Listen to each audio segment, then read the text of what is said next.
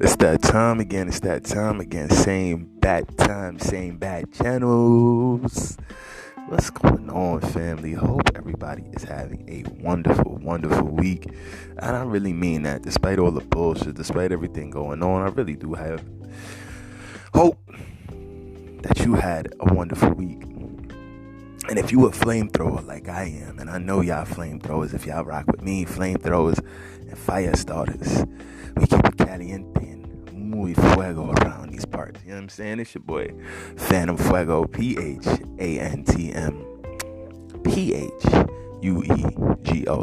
Let me run that back. Phantm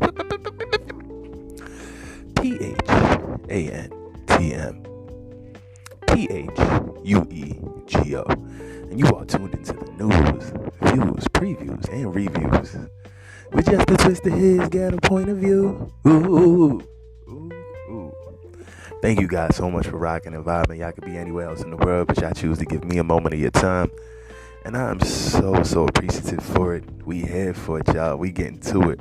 It's going to be a dope episode, man. We got a lot of stuff to tackle, a lot of stuff to look at. We're going to talk about some finance, some entertainment, some sports, a bit of the arts, the business side of these things. And, yeah, man, how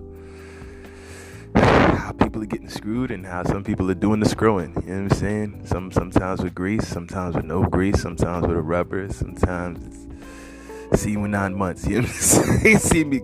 Come see me in 9 months. Like it's the world is ever changing, ever evolving place, and yeah, man, you know, that's what it's all about. And if it wasn't an ever changing, ever evolving place, it would be dead. And what type of world would we live in if the planet was dead?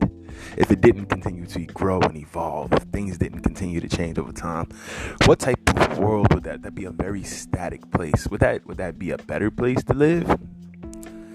Would it just be a different place to live? Who knows? But yeah, who the hell knows? Strain of the day is some lying. Today we doing Travis Cherry's very unknown strain. It's amazing flavor palette. The trichomes are shiny, sparkling. The taste is the phenotype. Oh man, it's mind blowing. The taste is amazing. Texture, it's very flavorful, man. Very sweet, aromatic, savory. Not a very earthy one. I know some people like more earthy cannabis. I'm not a big fan of earthy cannabis. I'll smoke it if it's there. You know what I'm saying? A lot of the OGs have kind of an earthy undertone, or a spicy one. Some people would say, depending on your palate. Yeah, I like a lot of good weed. At least but I do though.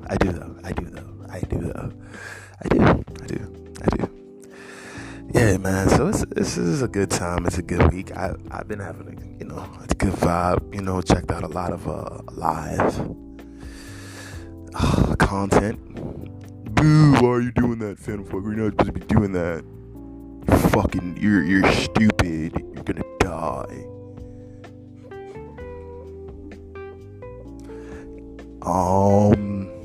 Probably not before you though. I'm sorry, that was mean and cold and harsh and unnecessary. But shout out to so many amazing guests, hostess that gave me the pleasure of being around them this week. Literally, man, so many amazing spaces. Yeah, I can't say enough about it, man. It was just a pretty interesting ride this whole time. Shout out to Mixed Messages. Got to check them out this week. Shout out to the Life of UGA, Underground Advocates, or Underground Artists, depending on what you say. Which one you feel the acronym stands for, but shouts to the Life of the Underground Advocates. Shouts to Frank Nizza, definitely for holding me down. It was excellent vibes. He's a great host. Shouts to all of the amazing people I met over the past few days, socially distanced and safely, of course. Some of them have even been vaccinated, so there you go. So relax, guys. Fucking relax.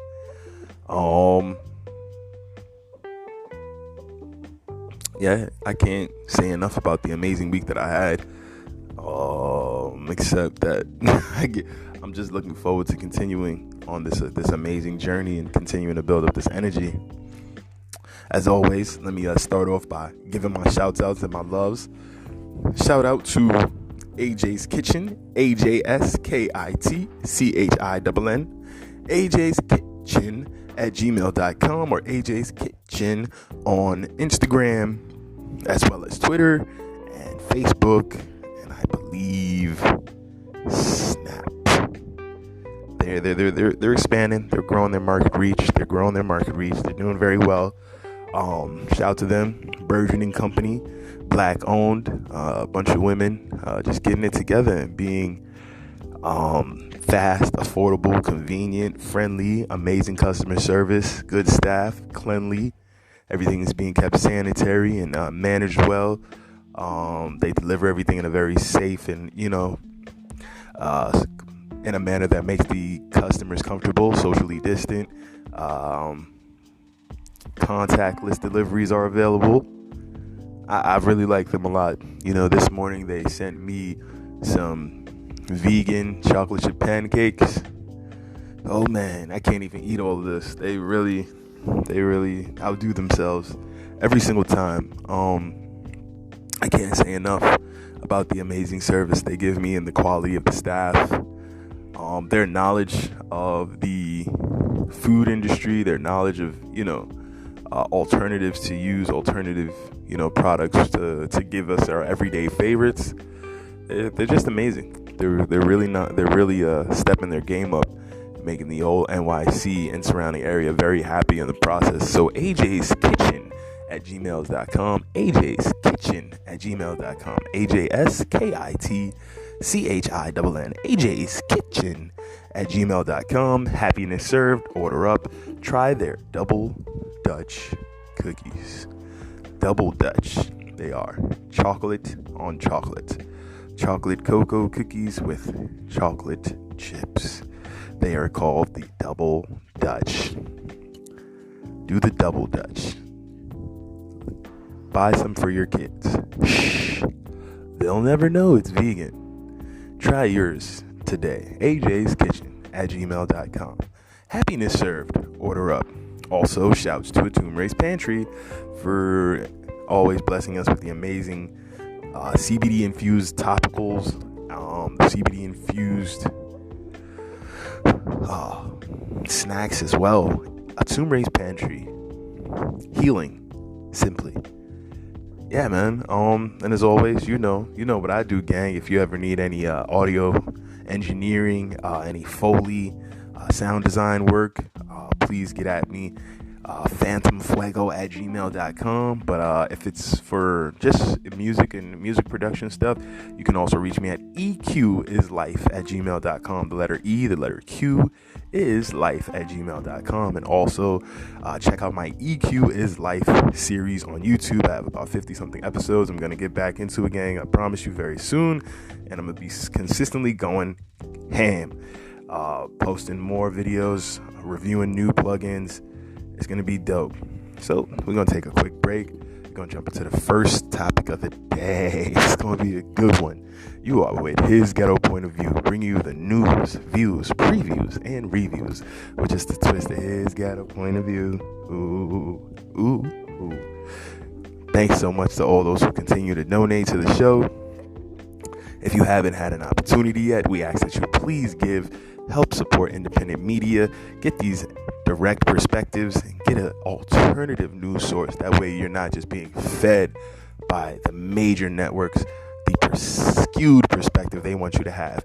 PayPal.me/Phantm Phuego, PayPal.me/PHANTM Phuego. That is paypal.me/Phantm Phuego, or Venmo at Phantm Phantm-Fuego Phuego-42. So either way, I appreciate those who continue to donate.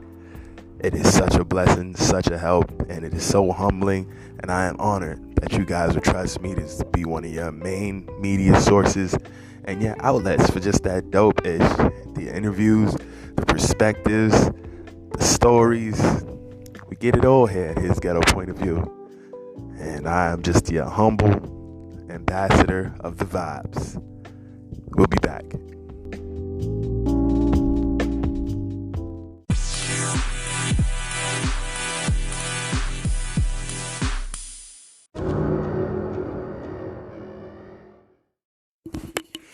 Let's talk hoops, guys. Yeah, we back. Excuse me. So let's talk hoops, guys. Let's talk hoops. Because, I don't know basketball. I think I'm going to get that printed on a shirt with just my eyes being real serious, like. Because I don't know basketball. Yes, it would just be an ego trip, but you know what? Prepare for takeoff, motherfuckers, because we going on an ego trip right now. So, Luka Doncic puts up 30 points and 20 assists in a triple-double.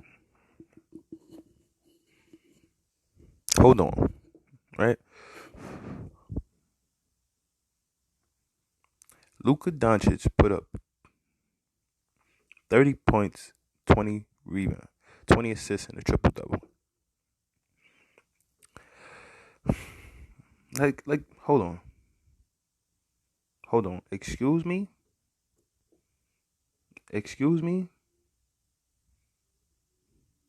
I don't know basketball. I'm sorry, I thought somebody was talking.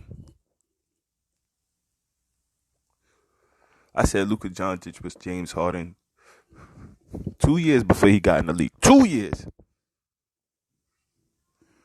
You don't know what you're talking about. Why? Because you said so?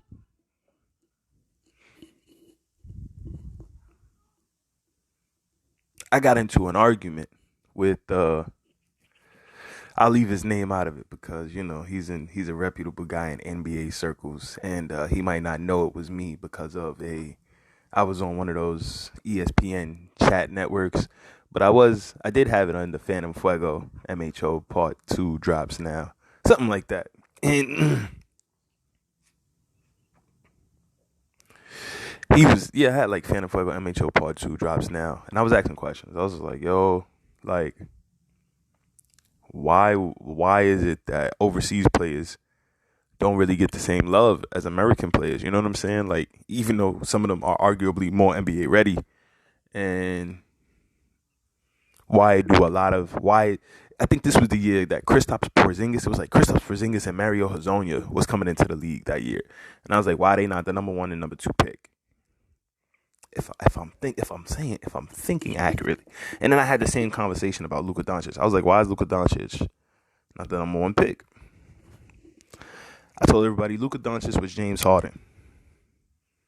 The dude is literally James Harden. Now, I put up a post on Facebook. Let me see if I can find it. It's from like 2 years ago. Literally. People looked at me. People told me I was freaking bugging. I didn't know what the hell I was talking about. Like, let me see if I can find the exact post. You know what I'm saying? Let me see if I can find it. Let me see how good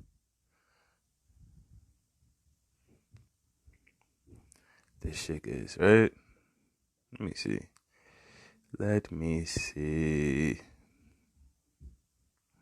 See how this will work. Yeah, I don't know if I'm going to be able to pull this up. It was from so long ago, but I literally said Luka Doncic was the best player coming out that year. To me, he looked like James Harden. I don't see how he's not being given the respect he deserves. And, oh, nah, you sound crazy. You don't know what you're talking about. Do you even watch basketball? Such the nonsense that comes out of people's mouths sometimes is really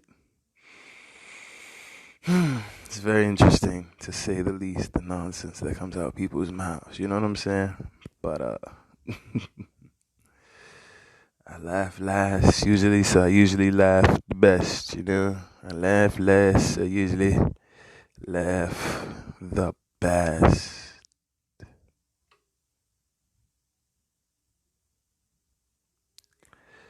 But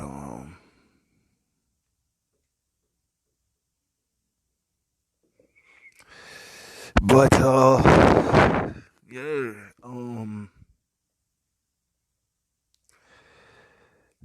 I really, I don't know. You know what it is? I'm playing with my basketball acumen. I really need to be like I'm not even trying to act. So many other people have this level and passion for that for the game. I really need to go harder. Getting into the professional realm with that. You know what I'm saying? Whether that be writing articles or creating more content around it. I need to go harder with it, and I think it would eliminate a lot of the talk that a lot of people do when they try to ask me about basketball. Do you know? You don't know basketball. You don't know basketball. You don't. I don't know basketball. I know entirely too much basketball. Okay, like I could have used that brain power to learn rocket science, thermonuclear dynamic fusion, something that really moves the world. You know what I'm saying? But just from little, man, I had this insane cult like obsessive intense passion for the game of basketball. And you know what it is? I think it was because it was kept from me. Like low key, like I loved basketball. I loved watching it, but I could never really get a chance to play. You know what I'm saying? Like I wanted to really play ball. Like man, like OD. Like I loved the game of ball so much. Like you have no idea how much I love the game of basketball. Like man, man. Like I don't know. I don't know what it is about it. It just speaks to me on a different level. You know what I'm saying? It's almost like spiritual how basketball speaks to me.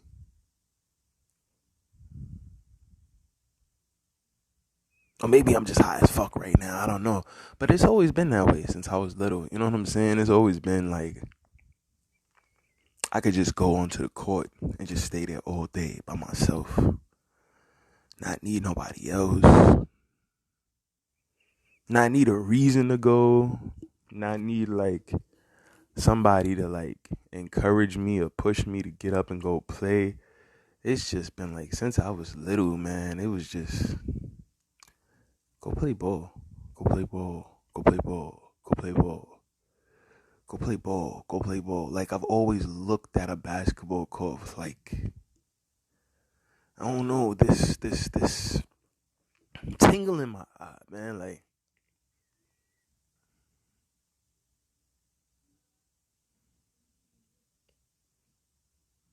I don't know. I don't know what it is, man. I don't know how it got to be that way. But yeah, it just mm it's just always been in me. Like to just really love hoops. Like nothing else. Like I don't like football like that. I don't like baseball like that. I'll play the sports. I'm good at playing the sports, but to watch them, there's only a few sports I really sit there and can be like enjoy watching.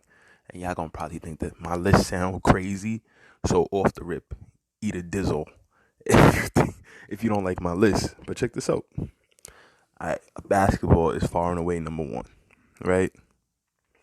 But then there's some other sports I can sit there and watch and really enjoy. And that's not to say I can't watch other sports, because I've learned to like watching other sports more because I had to be around them for professional reasons.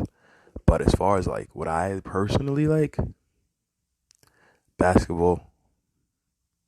Basketball I could definitely sit there and watch. I've really enjoyed watching a lot of tennis. Tennis? The fuck you mean? What are you talking about? I enjoy tennis. I watch the shit out some tennis. I can sit there and watch a 2-3 hour match of some tennis. That shit is intense. It is fun to watch. It is interesting as hell. I think it's a very athletic game. It takes a lot of, you gotta be swift and you gotta finesse the shit out some tennis, man. Like, tennis is not a whack game. It is a very, number one, high intensity game, and it's a passionate game that you gotta play your ass off to be good at. Like, there's no days off in tennis. You can't sag through a fucking tennis match. You will get your ass handed to you, and you will be out there looking stupid. And they call that shit love. Like, that's crazy. They call it love when someone is handing your ass to you in tennis. That sport is fucking amazing. When someone is kicking your motherfucking ass in tennis, that shit is called love. You know what I'm saying? Like, just think about that. That's real love. You searching for that real love. Someone to set your heart free. Fucking Coco Golf will set your heart free, boy. Sheesh. Coco Golf will set your ass free, boy. Naomi Osaka set that ass free, man. Sheesh. But I like some of the older players too. Rafael Nadal. Rafael Nadal is a problem. Now, for those that don't fuck with tennis, y'all just gonna have to shut the fuck up for a second and just deal with this, or take some time. Summer's coming. I'm sure they're gonna have tennis back this year. Watch a little fucking tennis. I think the Olympics are gonna have tennis. Watch a little fucking tennis. Naomi Osaka, she in of herself is a reason to watch tennis. Coco Golf is another reason. You know what I mean? Support that black girl magic. Ow. You know what I'm saying? Finger snaps. Salute to them. But in addition to that, there's so many other amazing players. Like Rafael Nadal, his speed and the length he covers on the court. It's different, man. It's different. I really like watching him play. I like watching a lot of them play. Salute to, so many amazing tennis players that are really top tier. Salute to them. You know what I'm saying? For real.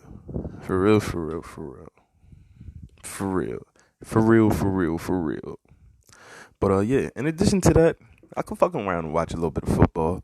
Like, I don't know the players like that on the professional level, but I know I personally know some really good college players, and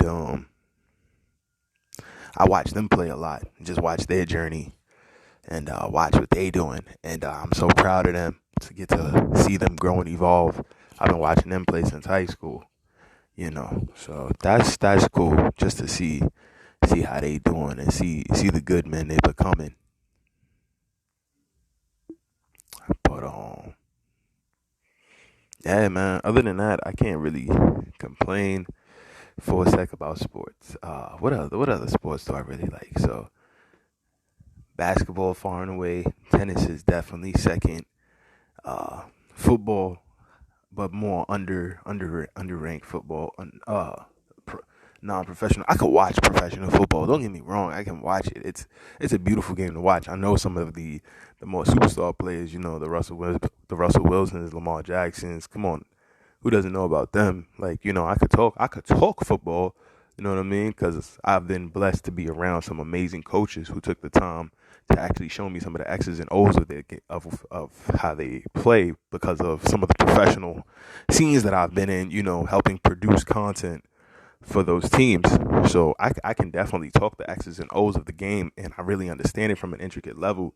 But that's because I've been around the high school and college ranks, not because I really watched a lot of pro ball. I've watched a lot of high school and college ball, just supporting people I fuck with. But boxing. There was a time when I used to watch boxing more than I watched basketball, but I never loved boxing more than basketball. I just appreciate the science of boxing so fucking much.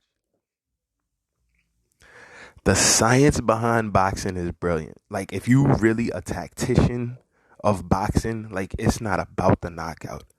It's not like, I hate when people talk Mayweather is trash and Mayweather is garbage and all he does is run. He's a coward and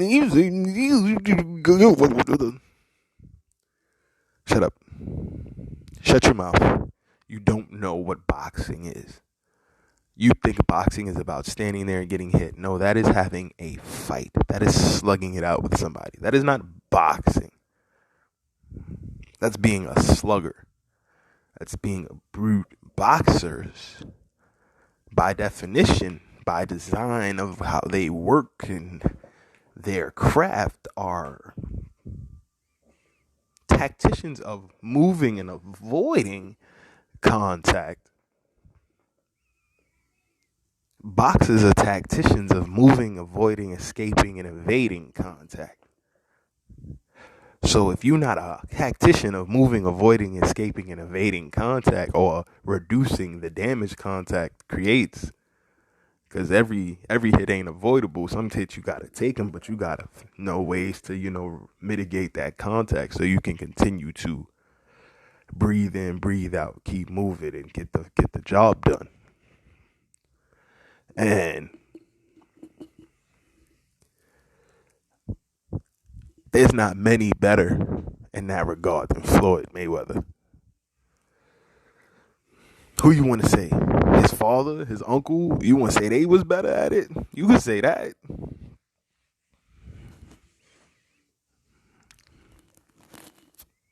But I'm talking about outside of them, outside of the Mayweather family. Zab Judah, maybe? Okay, I give you that one. Shout out to Super Zab, who Floyd so intelligently put on his team to be a partner, a sparring partner. Said, nah, I can't let you be out here fighting in these streets no more. I'll just pay you to just be on the team. You too nice. You the one who could probably beat my record. Full-heartedly believe Zab. If Mayweather would have kept having bouts, that Zab would have eventually started to destroy Mayweather, because he learned Mayweather's style. Like, he was doing it better than Mayweather, and then he still had the Zab popping it. So he's hitting him, pepper shaking Mayweather. And Mayweather said, I don't want no parts of this. Come take these millions and get on the team. Allegedly, listen, man, I'm not a part of Team Mayweather. You know what I'm saying? I don't know. But I know that they, started practicing really closely after a while. That's all I'm going to say. That I do know for a fact. But anyway, back to how much I fucking know about basketball. You sons of bitches. Right? God damn it. This is his ghetto point of view, where you get the news, views, previews, and reviews. But just to twist to his ghetto point of view. Ooh, ooh, ooh. Right? Check this out. Let's talk about how little I know about basketball. Oh, here he go now. Well, listen. All due respect, I was having an argument with a very well-known hip-hop producer on Facebook, right? And he said, why don't you since you know so much about basketball, take Stephen A. Smith's spot. I said, God damn it, I should. Because I can talk loudly as well. And I got nice goddamn suits. He lost his mind. He lost his goddamn mind. You think you know what you're doing? Go up there and take their job then. I said, sure, I can do that, no problem. So, and I've always wanted to really let my hoop report and wings fly. So I got something in store for y'all, gang. I ain't gonna talk too much on it. I'm gonna let it manifest, and then we gonna look back at it. Look back at it. Wanna grab at it, look back at it. You know what I mean? We gonna do that. So I told people like 2 years before Luka came into the league that he was far and away one of the best players I had seen in a long time. It was gonna come in and destroy a lot of records, win a lot of championships, and I saw him as the new James Harden, but better. You don't know what you're talking about. You're crazy.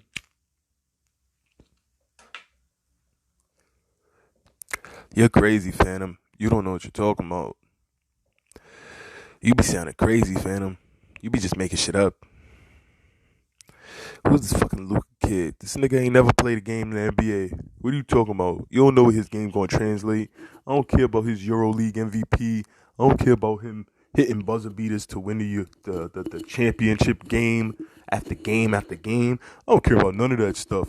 That is clear indications of the level of skill and proficiency with the game he has at 17 years old. I don't care about none of that. I don't care about all this work he's put in against grown men in one of the hardest leagues to play in for a young man. I don't care. You sound stupid.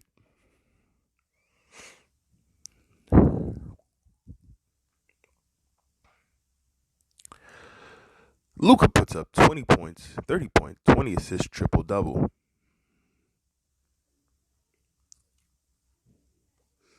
According to Bleacher Report, Mavs star joins Russell Westbrook, Oscar Robertson, and Magic Johnson as the only players with a 30-point, 20-assist, triple-double.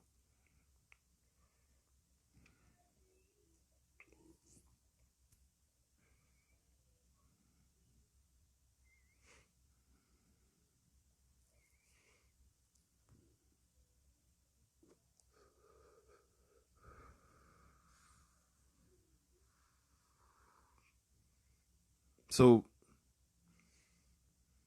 well,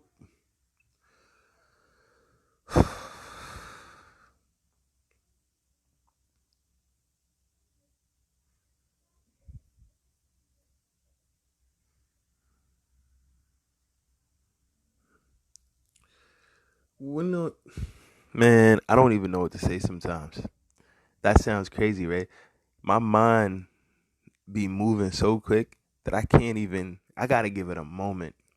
Because I don't want to say the wrong thing and insult people, Like, I'm honest, and I appreciate y'all for giving me that moment, gang. But check this the fuck out. There's a lot of politics that goes on at most media outlets.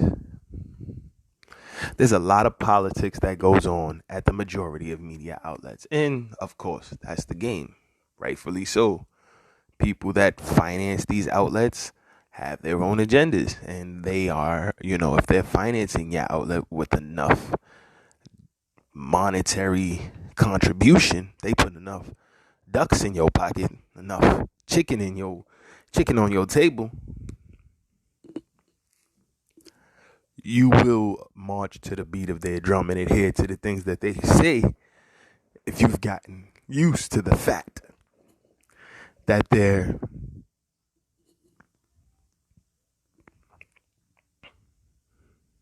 help provides. If you've gotten used to how it feels to get those big checks from them consistently, yes, Mr. Disney. No problem, Mr. Disney. You know what I mean? Yes, Mr. ESPN. No problem, Mr. NBA. No problem, Mrs. NFL.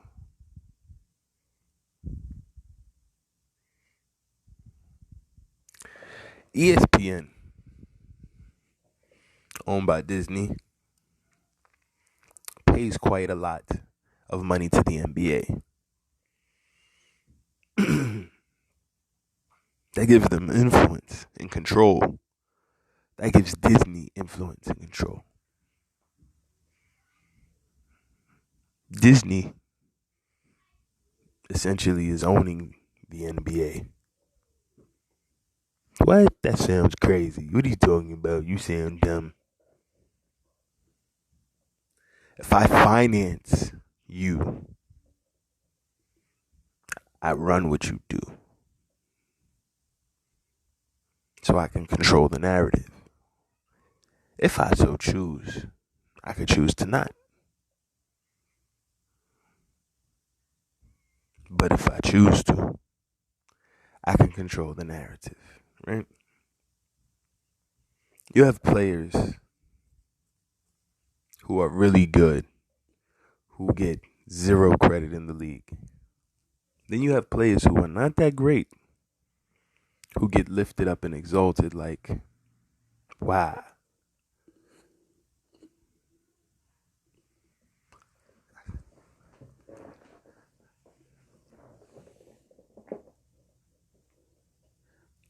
I had the audacity to make the statement that if Ben Gordon was black, if he would have had a shoe deal. Gordon Hayward, excuse me. I said Ben Gordon. I'm retarded. I'm high as hell, y'all. If Gordon Hayward was black, he would have had a shoe deal. I'm talking about when he was in his heyday, when he was going to work.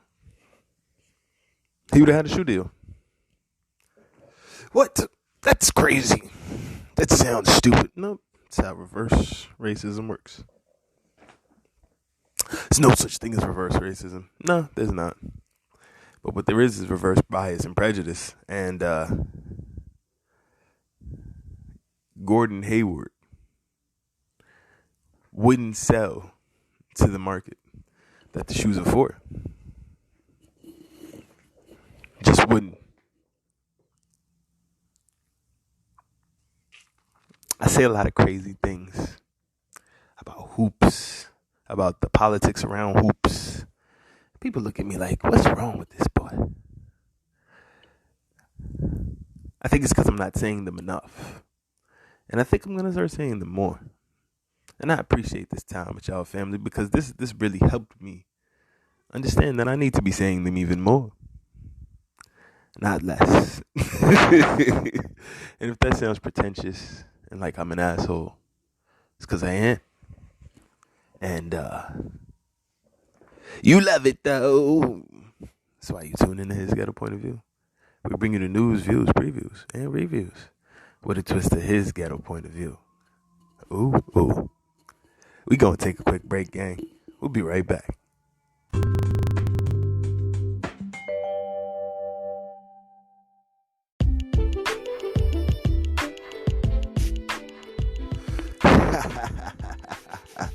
Yeah, we back once again. Thank you guys so much for rocking and vibing with me. And, let me talk my shit every now and again. Let me talk my shit. Hey, I think we all entitled to pat ourselves on the back and talk about the things, we so clearly called from time to time. I don't think it serves any purpose to have those keen insights if you don't get to be like, hey, I did. Don't forget. You know what I'm saying? So people are like, oh, that's being too braggadocious. Well, it's alright. Nah, in all seriousness, thank you guys so much for rocking and vibing. You could be anywhere in the world and you're here with me, and I truly appreciate that. I really, really do. Don't forget to like and subscribe. If this is your first time listening, thank you so much and welcome. Please continue to tell a friend if this is your 3rd, 5th, or 10th time listening. His Ghetto Point of View is the dopest show on the galaxy. It's the hippest new thing. And 10 years from now, when we have 100 million listeners and people listening all over the globe, you people that was in it first will always be the most special audience to me. And I just want y'all to know how much I appreciate that, for real. You know, I talk a lot of trash. I'm silly. I'm serious sometimes. I'm angry a lot.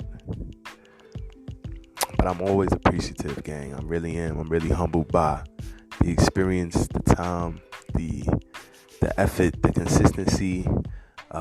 When you like, when you subscribe, when you donate via PayPal, via Venmo, you know, you let me know that you guys really appreciate what I'm doing. And you let me know that I should keep it going. When you share out the links or across your social medias, you let me know you appreciate what I'm doing. You like the episode.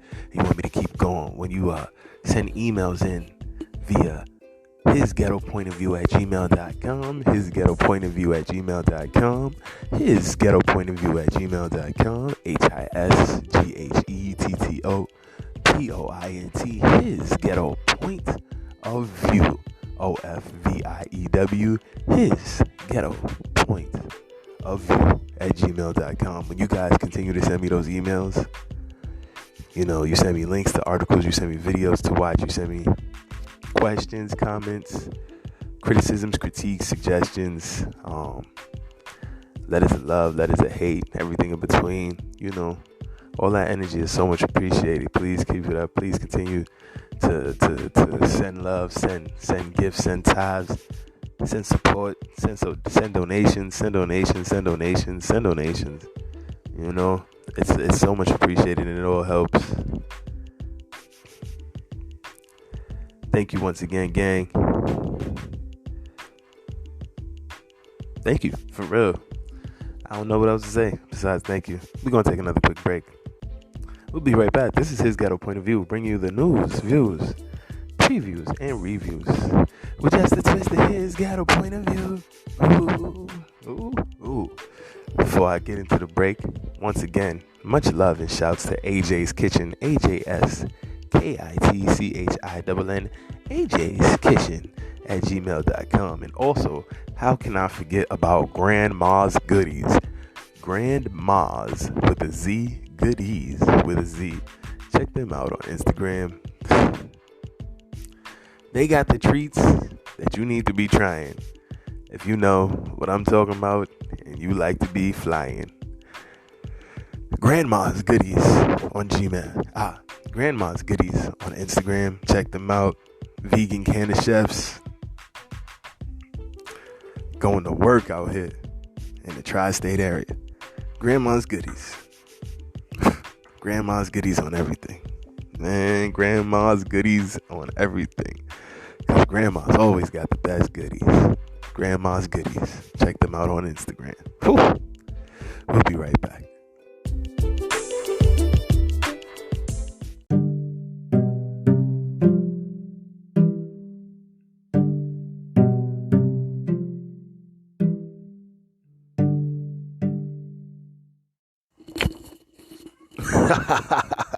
Yeah, we back, man. As always, thank you guys for rocking and vibing with the show. Please tell a friend to tell a friend. Wednesdays and Sundays is when we get to it. You know how we do it. It ain't nothing to it. And please continue to support independent media by donating via PayPal at paypal.me/Phantm Phuego. That is paypal.me/Phantm, PHANTM, Phuego, PHUEGO, or at Venmo at Phantm Phuego-42. That is PHANTM which is the little line in the middle, Phuego, PHUEGO, another dash 42, the number 4, the number 2. Phantm Phuego 42 dashes between each word and the number 42. Everybody who's been donating, it's been super appreciated, and your donations go a long way in helping us keep this independent media pushing forward and challenging some of the widespread beliefs that can come via mainstream media. And what do I mean by that? So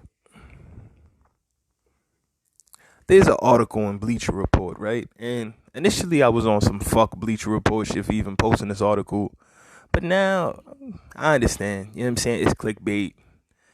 They love to be clickbaity. It's the business, right? But it seemed like Bleacher Report, ESPN, like a lot of these bigger outlets, Fox Sports, etc., make it their business to completely to pretend like Lonzo Ball or the Ball family are a group of unprofessional, wild, out of control animals. They are the family that they love to hate when they literally are some of the cleanest, wholesome kids. You know what I'm saying? I understand Jello did a little something stupid with a pair of glasses. But outside of that one event, do you hear about them beating on women, getting caught up with drugs, getting caught with guns, having former gang ties, keeping them caught up in nonsense in the streets in their old communities? Any of this stuff. Running, having cousins and family running pit bull fighting rinks out their crib.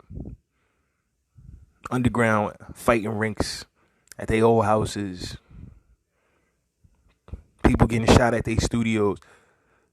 Women being held captive for hours at a time with little babies.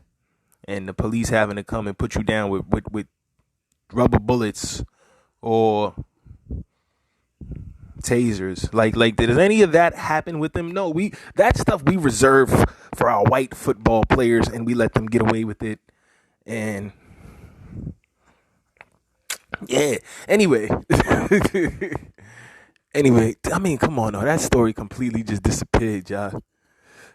That story completely disappeared, and that was the second time he had did that shit to a fucking woman. The second time, y'all. Fucking Chad Wheeler, man. We be treating the Ball brothers like they Chad Wheeler. We be treating the Ball family like they really out here Chad Wheeler and women. And we don't even treat Chad Wheeler as bad as we treat the Ball family. So a man saying that he thinks that his son is so great, his son could be Steph Curry, is a bigger issue in society than a man beating a woman to her death. Almost killing 2 black women with his bare fucking hands. Both he was heavily involved with. One who also had his child, and he held them hostage. Chad Wheeler like his candy chocolate. You know what I'm saying? Chad Wheeler like his candy chocolate. And black women, like, y'all would keep going back to Chad Wheeler, hearing everything that's happening with him. Oh, what you'll do for money, man. Oh, what we'll do for money. Black men, we need to step up to the plate and take care of our women so they never feel the need to do such a fucking thing, bro. We gotta step up to the plate and be fucking better, because this, wow. You would have thought Chad Wheeler would be public enemy number 1. No one's even talking about that shit, bro. No one is even talking about that shit. This the second time he did that shit to a woman. We out here canceling dudes for making gay jokes.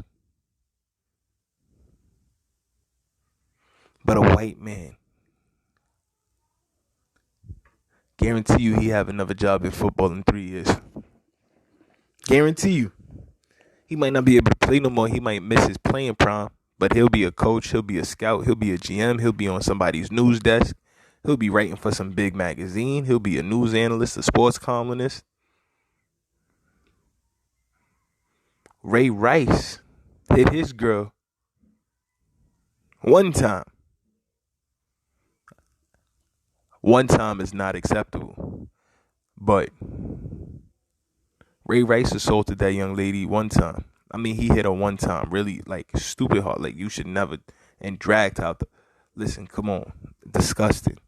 But Ray Rice literally had to then go on an apology tour, and it was all over the news every fucking day. Offset, I think, shoved Sweet Tea. Shoved her. Shoved. Like, literally, not a punch, not a kick. Excuse me, I hate. And no, shoving a woman is not okay under no circumstance. But what? Chad Wheeler tried to kill this woman, and then she woke up, and she is reported to have said to the police that when she woke up, this nigga was drinking a smoothie, eating food, and said, "Oh shit, you're still alive." So she ran to the bathroom. He breaks into the bathroom, and police report that he's standing over her in the bathroom that he just broke in when they had to wrestle him, and when they had to subdue him and take control of the situation. And this is the second time they've had to do something similar with him, because his college days, they had to literally take him down with allegedly rubber fucking bullets. So what type of history did Chad Wheeler have that they knew they were going to have, that they had to go there prepared to take him down with rubber bullets? Let me say that again, because that went over a lot of motherfuckers' heads, right? What type of history did this motherfucker have through high school and college where they went there prepared with rubber motherfucking bullets? Have teams been regularly taking up for him and no one did anything about it? Have teams been regularly helping him avoid dealing with his problems, dealing with his demons? Maybe they felt beating on black women wasn't no problem or no demon at all. Maybe they felt beating on black women is just something you get as a perk for being a big, strong white man who can tackle real good. That big, strong white man can tackle real good, boy. That big, strong buck right there can tackle real good. So because he can tackle real good, it doesn't matter what he does to black women.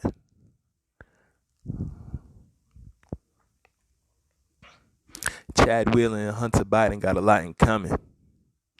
Oh, nah, don't say that. What's wrong with you? You talking crazy. Phantm. Damn, Phantm, you bugging out here. Chad Wheeler and Hunter Biden got a lot in common. So, I say all that to say the Ball family, for all intents and purposes, is literally like the Cosbys of the 21st motherfucking century, yo. They are literally like the fucking Cosbys. You got a real wholesome family that stay together about family business, going through ups, going through downs, trials and tribulations, got a pops that they could come to and talk to, and regardless who's fighting to continue to instill old school values in his children as they go into a new generation and into a new industrial revolution and into this new paradigm shift. Who's fighting to continue to give his children, who he know are blessed with so many talents and so many people are going to try to take control of them, trying to bless them with understanding, unity, family, privilege, responsibility, honor, dedication, loyalty, humility. He's trying to raise real men in a society where real black men, classic black, I'm not going to say real, I'm going to say the classic image and the classic narrative of a gentleman. He's trying to raise gentlemen, classic gentlemen. I'm a classic man. The shits that your daddy used to talk about. You could be me if you look this clean. I'm a classic man. Calling on me like the young OG, so classic man. Streets get man, oh classic man. Classic man. Yeah, baby, I'm a classic man. You can be me if you look like Jadena. He could have literally brought back. I'm gonna be quiet, man, because I feel like they killed Jadena's career on purpose. But I'm gonna leave that alone.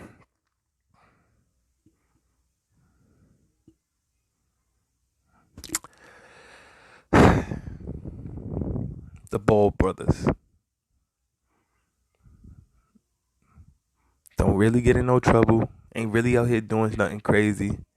Just being young kids, having stupid relationship problems, little kid shit.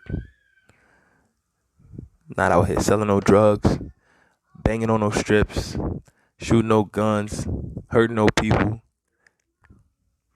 Dude, Lonzo rap about all type of positive shit. Nobody cares. This nigga Lonzo, number one, Lonzo can really rap. Like really, really rap. Number two, he rap about positive shit. Keeping his family loyal, being loyal to the fam. Like, I don't understand it. I don't understand it. But they act like this dude is really trash. He did everything they fucking asked him to do. He did everything they freaking asked him to do. Your jump shot whack. Alright, I'm gonna fix it. Saying, oh, you shooting too many air balls. Oh, I'll take care of that. Oh, you trying to run the offense too much this way. Switch it up. Do whatever they say. Get off the ball. We need Brandon Ingram to be the main guy. Get off the ball. We need Zion to run the one. Stand over in the corner and shoot. Stand over in the corner and shoot. It's my really bad Van Gundy impersonation. Lonzo! Stand over in the corner and just shoot it. It's really bad. But anyway. So now Bleacher Report writes this article. The 5 people who will set themselves up to be egregiously overpaid this offseason.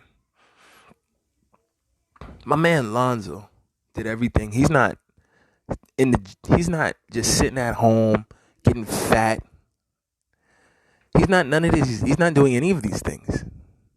He's working harder than ever. And he's going to get paid because he deserves to get paid. Let's stop this bullshit. So Bleacher Report, writer Dan Favale puts out an article. 5 NBA free agents most likely to be overpaid. And who is on the front cover? Lonzo Ball. So really, they just wanted to talk about Lonzo Ball. They just really wanted to shit on him because that's all they've ever done. His entire career was take the time to shit on him. Not because of his game. Led his high school team to undefeated record and championship in the state.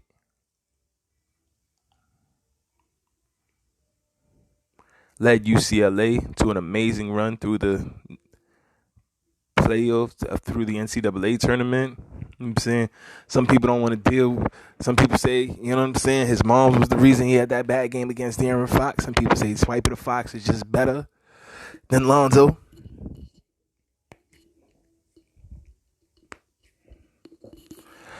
I think that's fucking ridiculous. I've seen both of them play. There's no way Swiper is better than Lonzo Ball. But okay. Because people put up points on bad teams against trash talent. People be like, oh, she. When your team don't have no aspirations for you to go nowhere, like y'all not pushing for the playoffs every single year, you know, it's easy to look like you're the man. And, all you need is some better players around you. Or all you need is this and that. No, because if you was really that nice, your team would not be losing. And you would be able to do your stuff efficiently within the scheme of an offense. And it would make the team win. Especially from the point guard position. Where you are solely responsible for your team winning and losing. I don't give a freak what nobody says. So, you got this article. Wait, to me, they just wanted to talk about Zoe, but they couldn't just do that without getting sued. So the article starts off, let's begin with a disclaimer. Few NBA free agents get overpaid. Price points are whatever the market dictates, unless teams throw money at someone without real competition for his services. Contracts are an accurate reflection of a player's value at that time. This particular view of prospective overpays is more about identifying potential market overcorrections. Fuck you, bro. I've been looking for you for some hoop video of you, Dan Favale. I haven't been able to find any. I've seen you, on a lot of different NBA blogs and stuff. I see you've had your own blog for a while. But I don't see you doing anything. I ain't see you put up 50 points. I never seen you hit 8 3-pointers and 33 points in the NBA game. But, here you are. You get paid to talk. So, talk, nigga.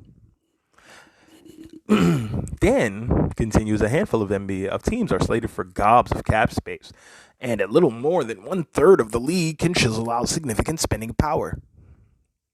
That money can be spent on mostly non-stars. A flurry of extensions eliminated the biggest initial draws, and of the scant few entrenched stars available.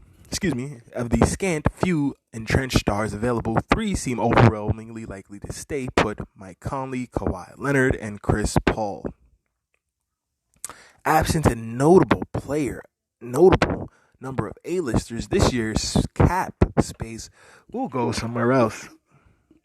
Maybe teams decide to enter next season with more flexibility than usual. Maybe the most cap-rich squads, the Charlotte Hornets, Dallas Mavericks, New York Knicks, OKC Thunder, San Antonio Spurs, opt out of big spending. What? Why would... Maybe the most aggressive shoppers divvy up their cash among multiple... Why are you such a fucking hater? Why you don't want Lonzo to get paid so bad? All of those scenarios will play out in some form, but max and near max spending isn't stopping altogether. At least one team, and probably more, will be desperate enough to make a splash that it goes over the top for a non-star, offering a windfall that neither aligns with what he's done or what he still might do. They are clearly talking about Zoe. Players and their fans should not take this as an insult. If a free agent's price tag explodes, it speaks to his curb appeal. The player could be capitalizing on a career year, play a commoditized role, or just profile as a top shelf consolation prize for squads who are hoping to reel in a bigger fish. But see why I don't like this? Because I've never seen no articles like this in previous years, when players opted out of contracts and bet on themselves and didn't take contracts. There's so many players that literally took a contract and then stopped playing. And Lonzo is not one of those guys. Lonzo will get the big contract and continue to play. This is ridiculous. Players and their fans should not take this as an insult. If a free agent's price tag explodes, blah, blah, blah. Either way, good for them. They have positioned themselves to negotiate outsized deals that span more than a year or two. The first motherfucker they decided to talk about. So he was on the title picture, like Lonzo Ball, 1 of 5. Though Lonzo Ball's future has remained a talking point all season, the tenor of these conversations has changed dramatically. Going from when will the New York Orleans trade him to will they actually move him to is he a max contract candidate? The latter is ambitious but not unfounded. Since his name was first bandied about the rumor mill back in January, Lonzo is averaging 14 points, 14.7 points, 6.2 assists, while downing 39.8% of his threes on 8.2 attempts per game. The only player matching or exceeding his outside volume and efficiency over the span, Malik Beasley, Steph Curry, and Buddy Hield. Let's say that again for the motherfuckers who wasn't listening. The only players that are hitting the three-point shot at the same rate that Lonzo freaking Ball is are Malik Beasley, Stephen Curry, and Buddy Hield. If I'm not mistaken, Buddy Hield just got damn near a max deal. You know Steph Curry got a max deal. Malik Beasley's gonna get damn near a max deal. And he didn't even have the level of cachet that Zoe has. He wasn't the number 2 pick. This is not max money production in a volume. Whether it's worth a max dice roll is a separate matter. Lonzo can get better. He's only 23. But he doesn't project as someone who can set up a half-court offense. What? Yeah, I sound dumb. He's not enough of a scoring threat to run a pick and roll after pick and roll. The man just hit 8 3-pointers and had a...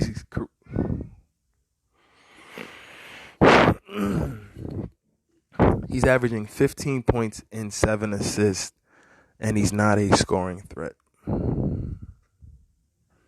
Among 147 players who have finished at least 200 drives, his 38.9% clip ranks 140th, and he has the 140, and he has the third lowest free throw attempt rate of anyone who's averaging at least 14 points per game. Because he's shooting threes. Anyway, certain admirers might see a more complete scorer and playmaker. Others may think that he's young enough to expand his horizons. Many big spenders will just want for alternatives, and if they're going to back up the Brinks truck for someone, it might as well be a 23-year-old with a fringe stars ceiling.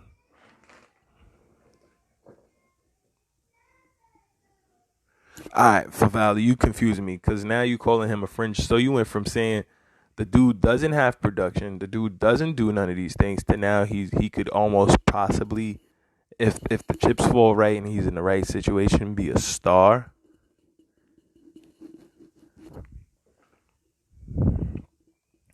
See, they don't like it when you actually read what they write. New Orleans will be on the hook for a massive commitment if teams subscribe to any of this logic. And that's part of the calculus, too. Rivals could be more willing to bust open the piggy bank for Lonzo because they assume the Pelicans have a breaking point. It's a reasonable assumption.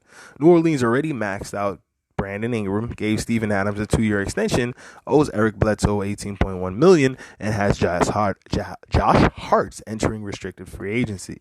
Brushing up against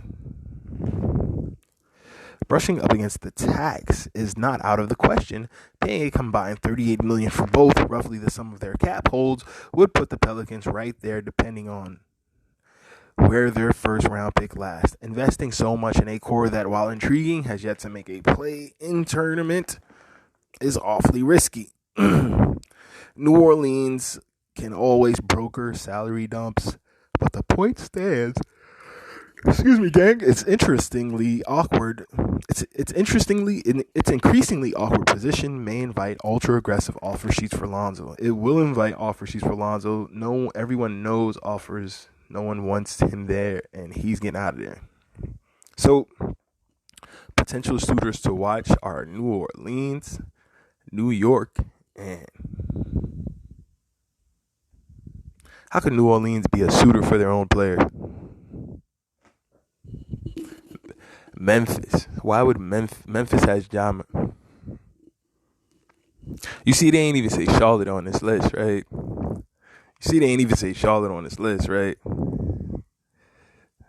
They ain't shit. But they telling you the 5 teams that have the most cap space: Charlotte, Dallas, New York, OKC, and San Antonio. Dallas has Luka. Let's cut them off the list.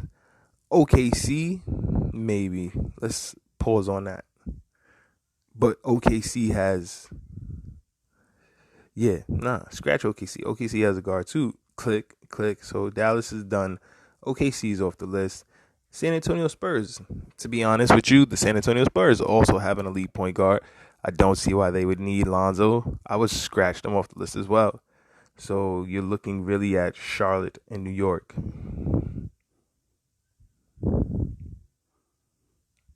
That's it, gang.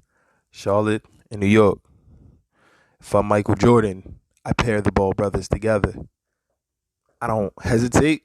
I don't think about it. I don't blink. I put them on the same team. I do it. I do it immediately.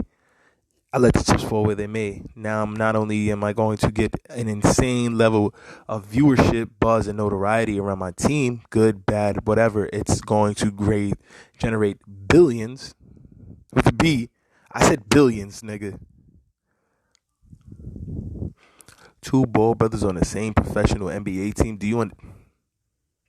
Y'all not hearing me, man. If for the 2022 season we have Lonzo and LaMelo on the same team, and for the 21-22 season, come on, man. That's must see TV. I don't care if they on League Pass every night for 82 games. That'd be the most watched team in the whole fucking league. Stop it, y'all talking shit. Y'all know better. I'm not even reading the rest of this list. But it goes on to talk about John Collins, Josh Hart, Norman Powell, and Duncan Robinson. Anyway, it's a good article on Bleacher Report, I guess, if you want to read it. 5 free agents most likely to be overpaid this offseason. He is a piece of work, isn't he? Dan Favale, guys. Dan Favale, gang. Really good guy. He's a really good guy, isn't he? Still waiting to see that video where you hitting 8 threes in an NBA game. Damn, fuck an NBA. I'll take a D3 game. If you can show me like you play D3 basketball somewhere, and you can show me you hit 8 threes in a D3 game, I'll take that. I'm not taking no high school games. I'm not taking no AAU games unless you played for an Elite 8 AAU team. I'm not taking no JUCO games. No, actually, I'll take JUCO if you played for a really good JUCO and it was against a powerhouse JUCO.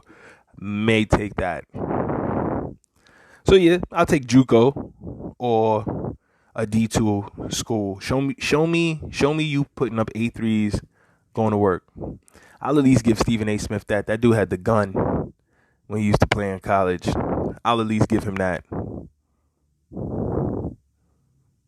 But sir, this is disgusting. You clearly just wanted to talk about Zoe because you know it's easy. It's easy money. People will read it a lot, so you'll get paid a lot for the article, and it's clickbaity. So of course, Bleacher Report and them gonna want it. But where's the integrity as an artist, as a writer, to actually deliver a worthy, thought-provoking news article? Doesn't exist. Let's just do some clickbaity shit and get it over with. This is trash. This is his ghetto point of view. We're bringing the news, views, previews, and reviews with a twist to just his ghetto point of view. Ooh, ooh, ooh. Please continue to donate, guys. His ghetto point of view at gmail.com is the email for any questions, comments, critiques, criticisms. His ghetto point of view at gmail.com is where you can reach us. Also catch us at HGPOV show, His Ghetto Point of View, His Ghetto Point of View podcast, HGPOV podcast on Instagram. Get at us. Link with us. Please continue to donate via paypal.me/Phantm Phuego and in Venmo at Phantm-Phuego-42. We're going to take a quick break, gang. This is His Ghetto Point of View. I am your host, Phantm Phuego. You are the hippest, most amazing audience in the whole world. And you could be anywhere in that world. But you choose to spend some of that time with me. I'm humbled. I'm truly humbled. I love you guys for it so much. It's a loving, warm community where we hold each other down, make each other feel good, do the positive things, man, that help us get to the next level. But we also hold people for account, and we keep it a whole stack here at His Ghetto Point of View. We'll be right back.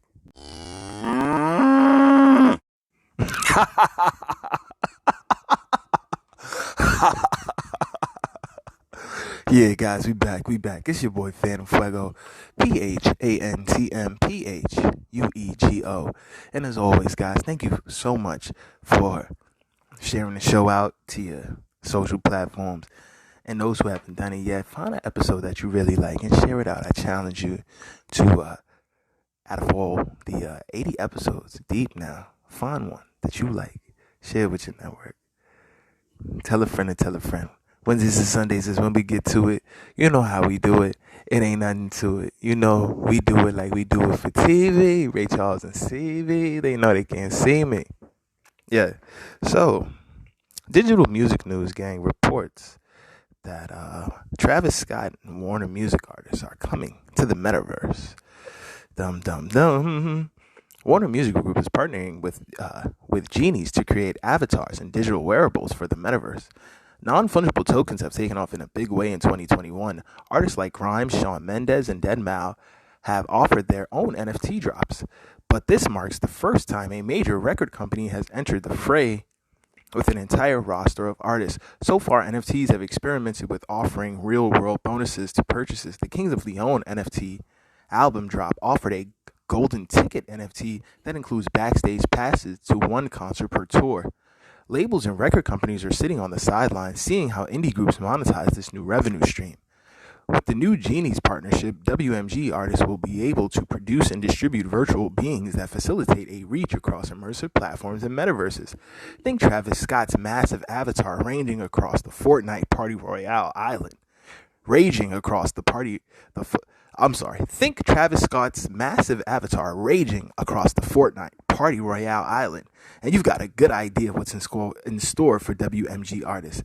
Yeah, they gonna be in the metaverse going crazy. Genies is a huge name in the industry, especially for avatars in the metaverse. It has built avatars for musicians like Justin Bieber, Shawn Mendes, Rihanna, Migos, Cardi B, and J Balvin. Genies has also launched a 3D avatar and NFT SDK. It allows creators to sell exclusive, limited edition digital wearables like clothing, accessories, and tattoos. That's really dope. That's fire. Users create a Genie avatar that can be immersed in social media platforms. Similar to Facebook avatars, Warner Music Group artists and songwriters can turn their artistic endeavors into exclusive digital wearable drops for this community. Guys, this is going to a crazy place. Who want to share their avatars online with others. WMG is consistently focused on positioning its artists and songwriters at the forefront of the rapidly growing digital media ecosystem, says Oana Roxandra, WMG Chief Digital Officer. As avatars and their customization become an increasingly relevant avenue for self-expression and merch generates diversified sources of revenue. WMG's partnerships with Genies will enable our artists and songwriters to tap into a new form of self-expression and audience reach. Some artists who will benefit from this new partnership include Linkin Park, Wiz Khalifa, Charlie XCX, Cher, Paramore, and David Guetta. Think of it like gamers buying digital clothing for their avatars in Fortnite. Artists make money from every shirt and accessory sold. It's a way to monetize the digital world and give fans ways to express themselves with merchandise for their online representation. This is getting crazier and crazier, gang. This is getting crazier and crazier. And one more very interesting article. Salute to Nas. Digital Music News reports rapper Nas makes at least $40 million off his Coinbase investment from 2013.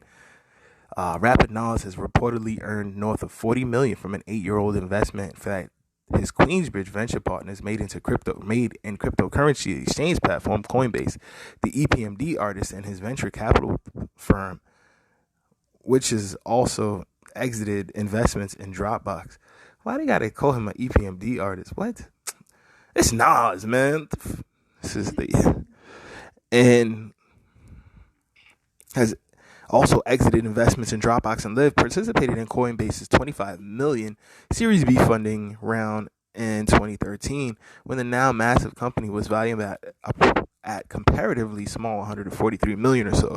Queensbridge typically makes $100,000 to $500,000 investments in emerging companies. And at that time, Coinbase shares were priced at about $1 a piece, according to CoinDesk.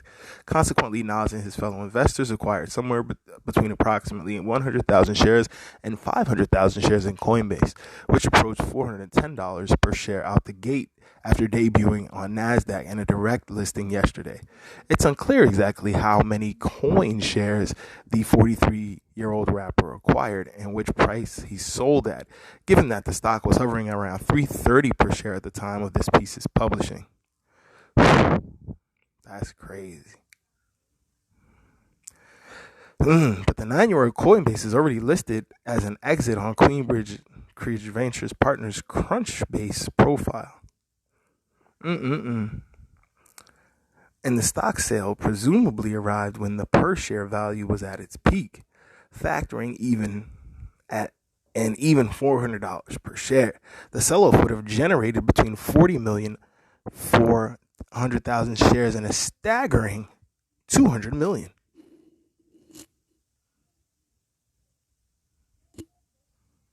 In any event, Nas has acknowledged the crypto-fueled windfall in a pair of tweets, writing first, "Long crypto forever in sickness and in health." And shortly after the market closed yesterday, the New York native penned a brief follow-up message tagging Coinbase followers as well as financial professional Ben Horowitz and Chris Dixon, general partner at the latter's Andreessen Horowitz.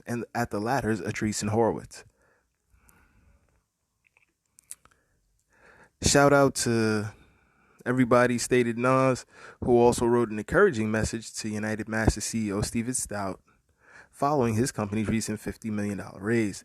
A quick increasing number of music industry figures and companies are making plays in cryptocurrency space. Jay-Z and Twitter CEO Jack Dorsey, prior to revealing that Dorsey Square would purchase the rapper's Tidal streaming service, pledged $23 million to a Bitcoin development fund. Moreover, Tidal in late August of 2020 acquired $7 million worth of Sensorium VR tokens, which will serve as the official cryptocurrency of Sensorium's upcoming Galaxy Hub. Said hub launched an invite-only beta earlier this month.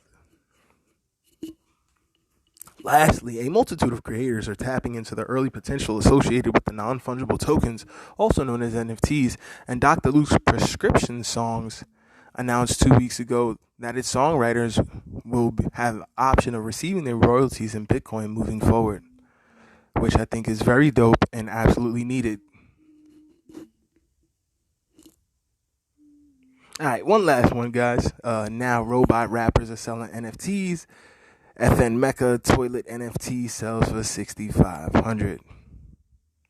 Now robot rappers are selling NFTs, getting in on the NFT craze. Meka sells a toilet NFT for $6,500 in ETH. This is getting crazy. Anyway, Meka is the first AI-powered rapper launching in 2019. The robot is a self-proclaimed hype beast, often releasing singles incorporating brands. The robot's latest single is Speed Demon, but the rapper also has a voracious TikTok presence, where brands rappers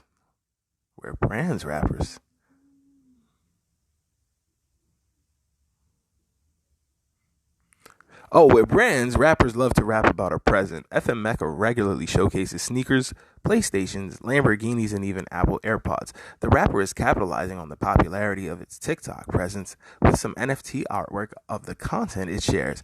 Meka is what's called a virtual influencer. This is a crazy thing. A non-human that generates billions of views on social media. Did you hear this, y'all? They have virtual influencers on social media. A non-human, which generates billions of views on social media. They don't even need people influencers no more, y'all. Being a social media influencer is not a long-term career path. They have just shown you that the algorithm will be doing that too.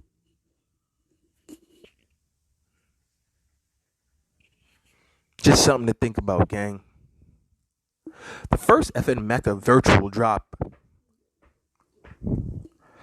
featured the super toilet of one Lamborghini-styled porta potty.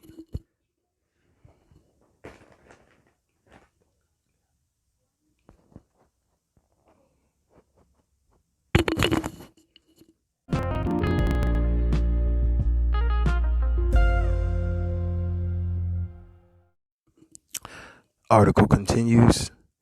It was designed by Artifact and was sold on the non-fungible token auction site Super Rare. Dutch DJ Don Diablo beat out several other bidders to purchase the toilet NFT for 4 Ether, roughly $6,500 USD at the time of the purchase. But as we all know, that the crypto market can fluctuate up and down. One of the issues that they have, that some people claim to have with doing purchases in crypto, but the price can go up and go down. Shut up. So does the value of $1, and it's backed by nothing except our voter confidence, or quote unquote it being a petrodollar, and the military might will put into taking people's petroleum and or trying to just produce our own without people attacking and destroying it. The Meka NFT also comes with an augmented reality experience for tagging the public toilet. The buyer can enter the porta potty and tag their name on the wall. The super toilet is the ultimate flex, where you're robot or human. The description on the site reads, whether you're a robot or human. DJ Don Diablo himself has run several successful NFT auctions of collectible artwork from his music. What are virtual influencers? Meka is part of a new breed of virtual influencers that incorporate music into their marketing. The rapper has the appearance of a cyborg with green hair and eyes. He has a lot of tattoos and a hand made of gold. But he is not the only virtual influencer on the block anymore. Blocko is a creation by LA-based Brood, describing himself as a young robot sex symbol. Blocko sports streetwear style and has plenty of tattoos, and he always wears a mask. Blocko has given interviews, has a YouTube channel, and even did a DJ set on NTS radio. Do y'all hear this?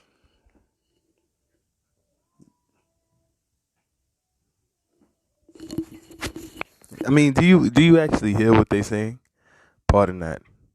Yeah, y'all not hearing this.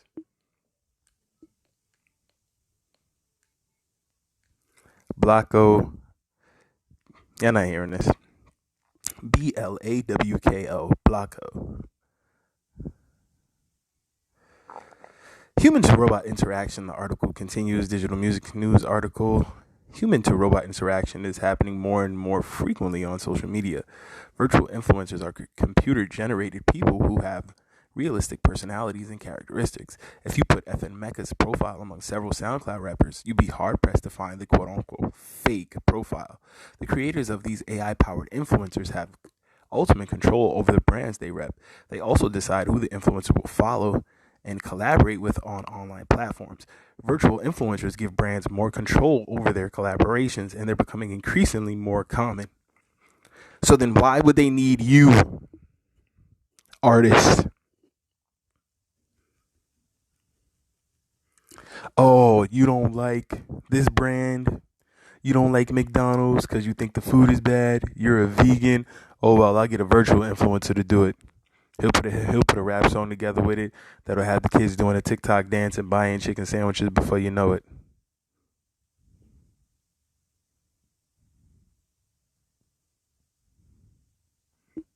It's over. They don't need ya, man. They do not need you. This was a very dope episode. Shouts to Digital Music News for that amazing information. Any collaborations with Artifact are pretty dope in the NFT space, so I imagine that's going to be really cool. Yeah, man, the sky is definitely the limit. Like this is to the stratosphere, to all throughout the universe, the galaxies and beyond, man. This is crazy. Into the interstellar, the nebula galaxies and what have you. This is absolutely, I mean, there is no end in sight to what's the capabilities of this technology, and it's only going up from here. It's your boy Phantm Phuego. This has been an amazing episode. Thank you guys so much for rocking and vibing as always. Any questions, comments, critiques, criticisms, his ghetto point of view at gmail.com. His ghetto point of view at gmail.com. HISGHETTOPOINT. His ghetto point of view at gmail.com. His ghetto point of view at gmail.com. Appreciate the love, gang. Y'all have a great night. Please continue to donate. PayPal.me/Phantm Phuego. That's PayPal.me/Phantm PHANTM Phuego PHUEGO. Shout out to AJ's Kitchen for the amazing food. AJ's Kitchen, happiness served. Order up. Proudly delivering all around the tri-state area. All of them vegan, amazing eats. Shouts to Grandma's Goodies for the infused love bag. Always blessing us with the treats. You know, Grandma's, everything over there is made with Grandma's love in it, as she intended. You know what I'm saying? Grandma's Goodies. You can find them on everything. It's Grandma's with a Z and Goodies. GOODIEZ. Grandma's Goodies. Shout out to Tomb Race Pantry for the CBD topicals. Shout out to all of the amazing artists that have come on the show, all of the great guests, all of the business people, people that work behind the scenes, in front of the scenes, the DJs, the innovators, the movers, the shakers, the curators, the engineers, the executive directors, the A&Rs. I've been so blessed. The business people, the finance people, the accountants. I've been so blessed, man, to have so many different people, the actors, the comedians, the people into the athletic space, the professional sports world. And we're only getting started, and we've got so many amazing guests lined up for the future. Thank you for taking this ride with me. I have the best audience in the world. Tell a friend to tell a friend. Wednesdays and Sundays is when we get to it. You know how we do it. It ain't nothing to it. It's your boy, Phantm Phuego. This is his ghetto point of view, bringing you the news, views, previews, and reviews. We just a twist of his ghetto point of view. Ooh, ooh, ooh. You guys have a great night. Much love.